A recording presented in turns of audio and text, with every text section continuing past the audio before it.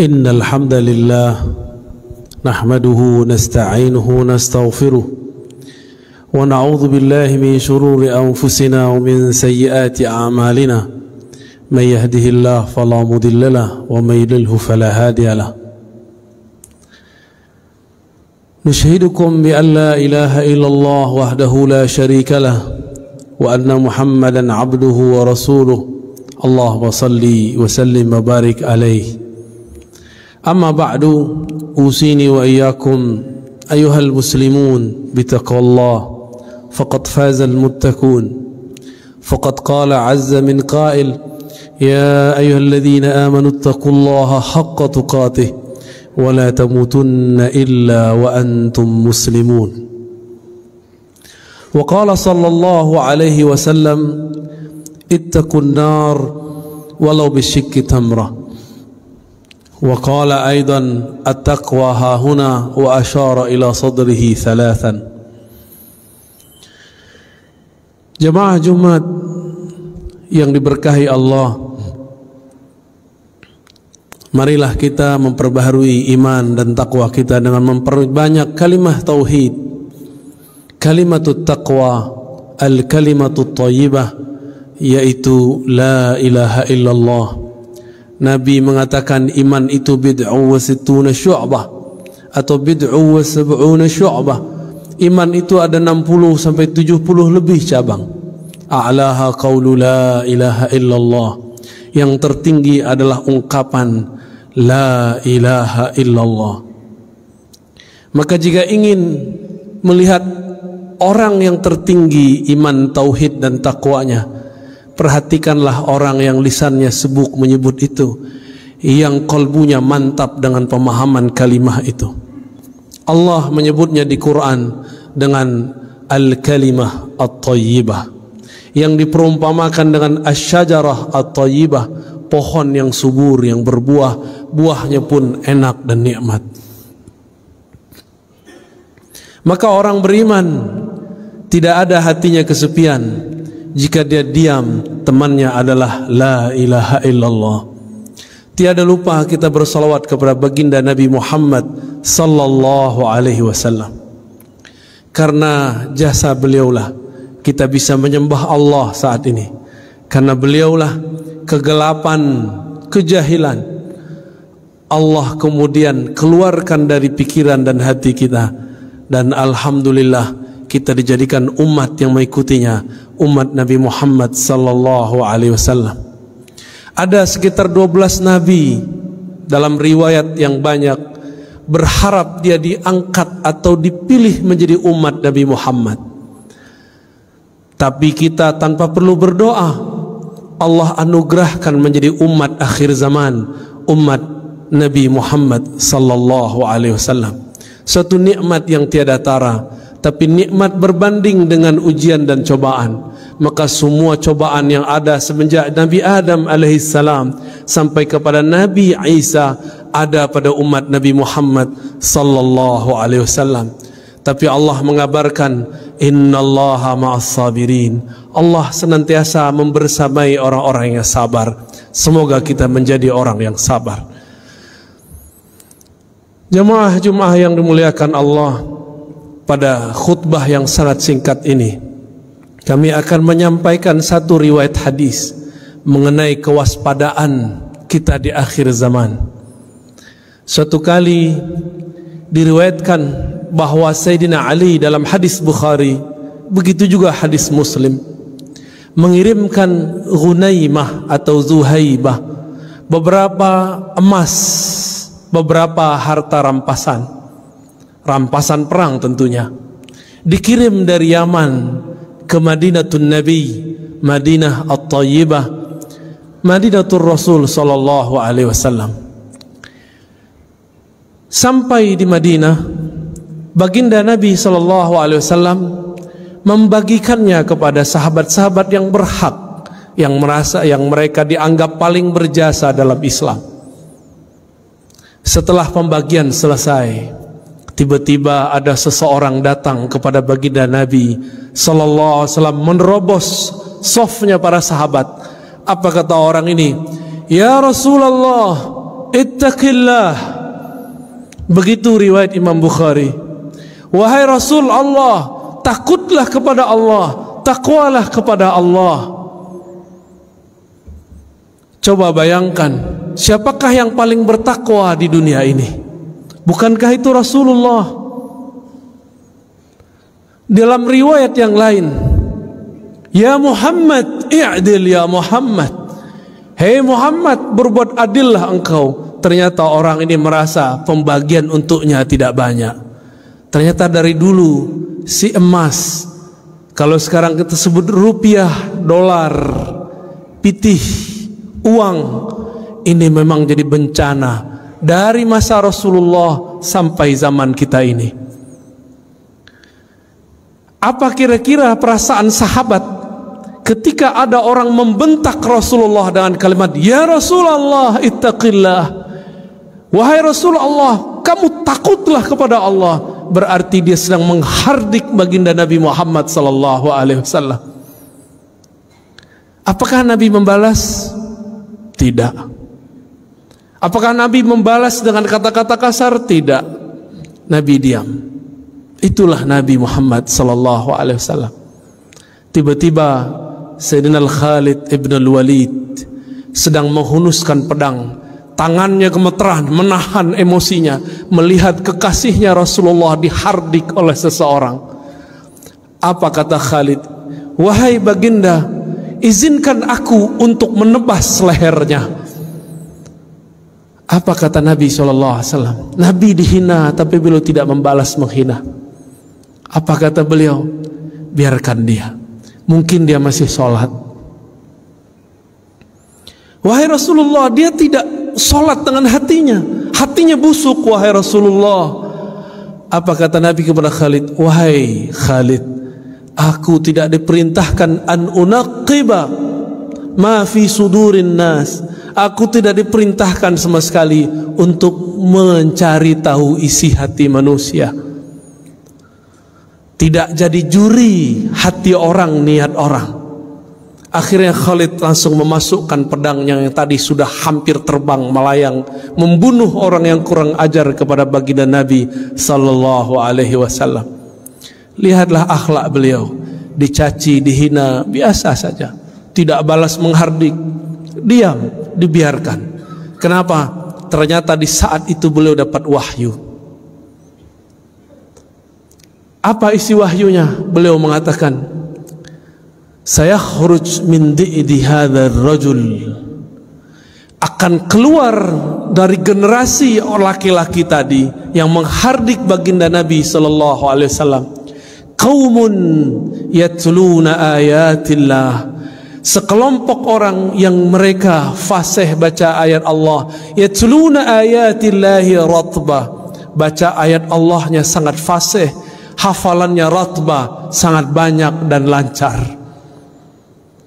Tetapi Al-Quran yang dia baca tidak tembus kepada kerongkongannya, apalagi ke dalam kolbunya.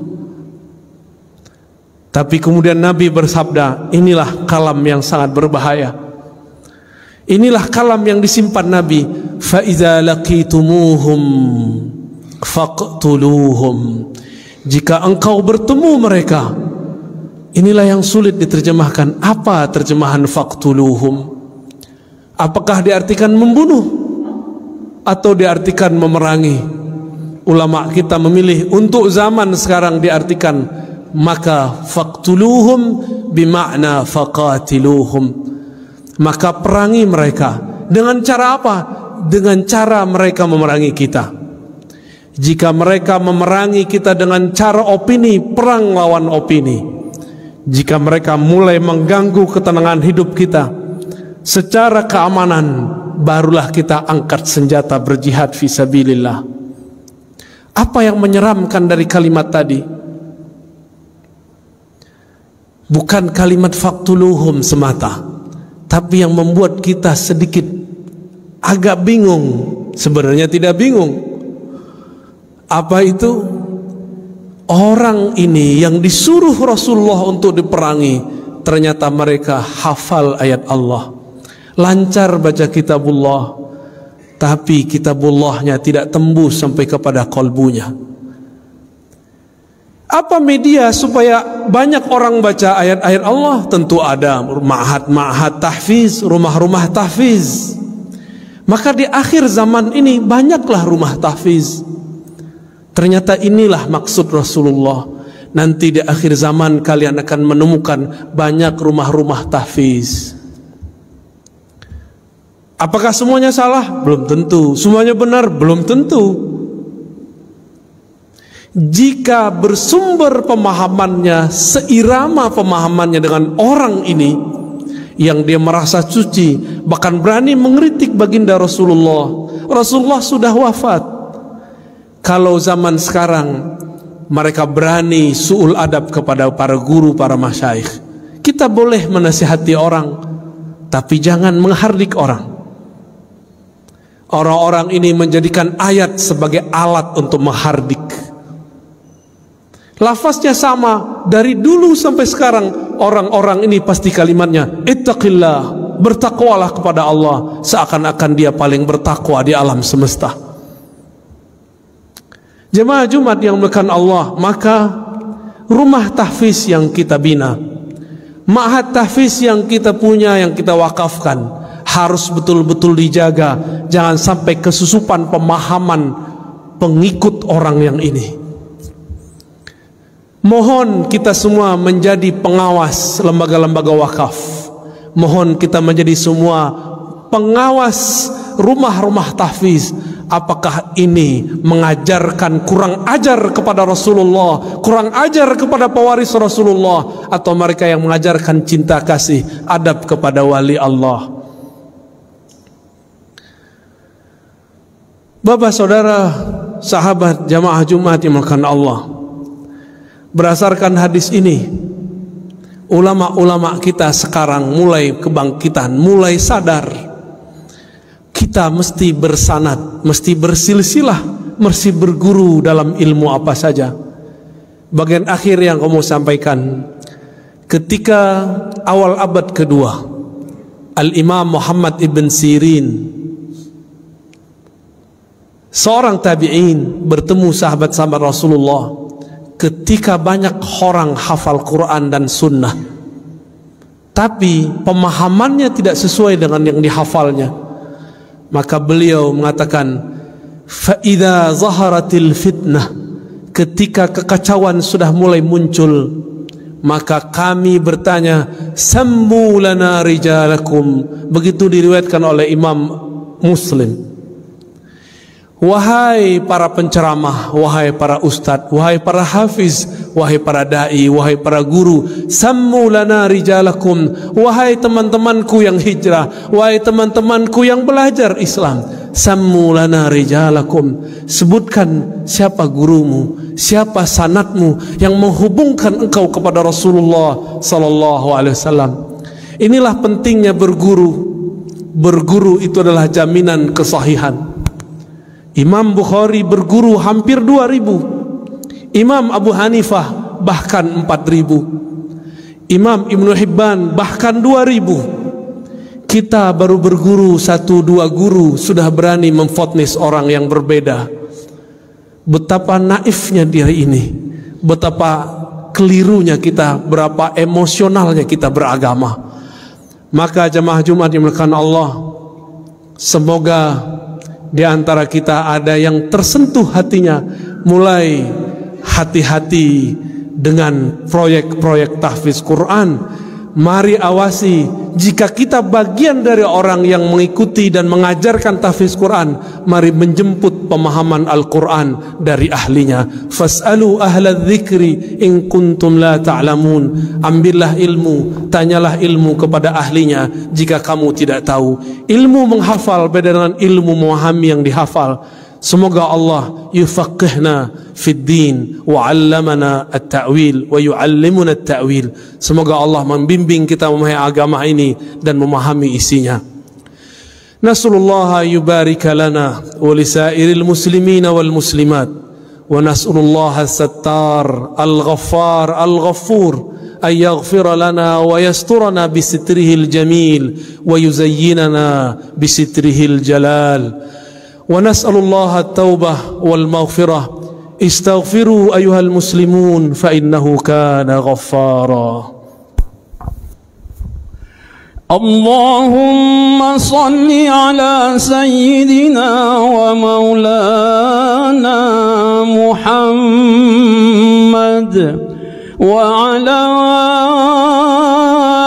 آله وصحبه أجمعين. الحمد لله الذي هدانا لهذا وما كنا لنهتدي لولا أن هدانا الله. أشهد أن لا إله إلا الله وأشهد أن محمدا عبده ورسوله. اللهم صل على سيدنا محمد وعلى آله وصحبه وسلم. أما بعد فيا عباد الله، أوصيني وإياكم بتقوى الله، بأن تكثروا من قول لا إله إلا الله محمد رسول الله، بأن تتبعوا سنن المصطفى صلى الله عليه وسلم ظاهرا وباطنا. إن الله ملائكته يصلون على النبي يا أيها الذين آمنوا صلوا عليه وسلموا تسليما.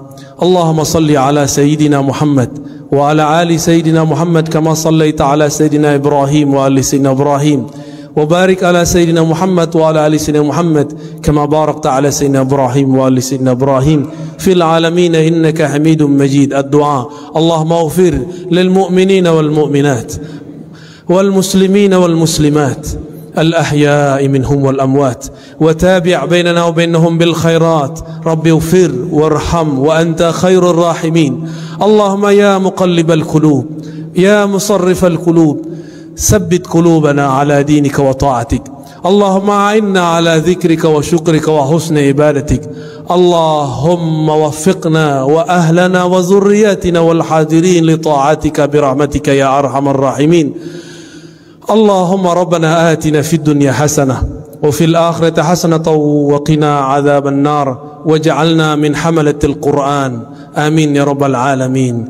عباد الله، إن الله يأمر بالعدل والإحسان وإيتاء ذي القربى وينهى عن الفحشاء والمنكر والبغي يعظكم لعلكم تذكرون. فاذكروا الله يذكركم واشكروا على نعمه يزدكم ولذكر الله أكبر.